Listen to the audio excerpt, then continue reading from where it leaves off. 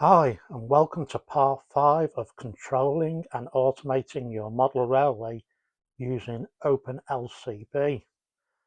So the last couple of days I've been doing some scenic work around here, adding some street lights to different sections and also working on the sketch.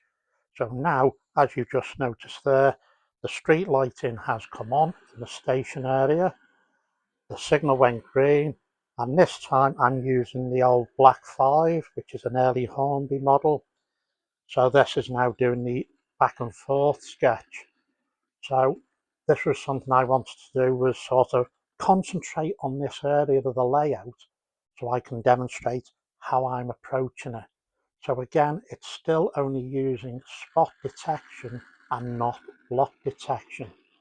Now, the reason I'm showing you it this way is if you're going to do it with dispatcher in JMRI, you have to have the blocks and everything else in.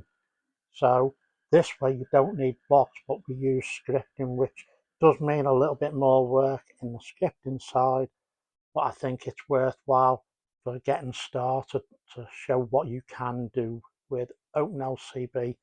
And for this section here, there are two nodes actually doing the controlling. The section here and this node here as well, because I needed this node to give me enough spare pins for the little bit of spot detection in this area. So that's why I've got the two nodes. So that's approximately £20 worth of nodes. Obviously I've got the DCC-EX command station, and they're not that expensive to build as well.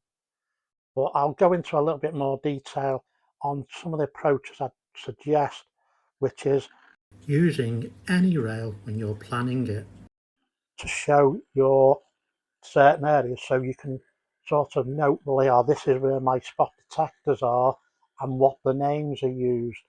So the likes of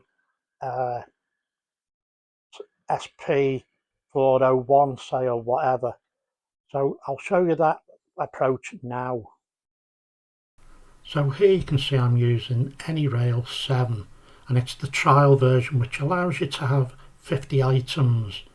Now I have actually paid for a full version, but it's one of the earlier ones, and unfortunately I've lost the installed files now, so I'm using the trial version.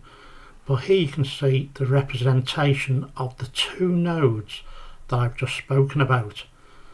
So if you have a little look here, you create your track plan using, in this case I've used Pico set track. Even though I've been using flex track, it was just easier to do this, and I've shown the different block sections relative to this layout. But as I say, I'm not using the blocks at the moment, but they're here just to represent where the cuts are within the track. This one here is actually part of this block. I don't know why I haven't coloured it in. But you can see here the handy feature is it does come with some signals. Now this one does look like it's a 3-aspect one, but I'm using it just to represent signal heads, just so when I'm planning me automation, I know what I've called them. Now obviously we have two events for the signals, so we have an SH1 red or SH1 green, but I just represent them as a single signal head. So here you can see with the spot detection names that I've used, because that is what we use in the automation script. So this is just a neat feature, and as I say, I'd recommend buying this, if you're planning a new layout, or if you're just wanting to experiment to keep documentation. This is a nice bit of kit. So that's how I do my planning. It's easier to sit down with this in front of me to make the automation script, rather than trying to think, well, what's that sensor code? Because as you see, it didn't quite go to plan how I thought I'd do it. But you learn these things as you're planning. So to accompany this series of videos, I've created another GitHub repository.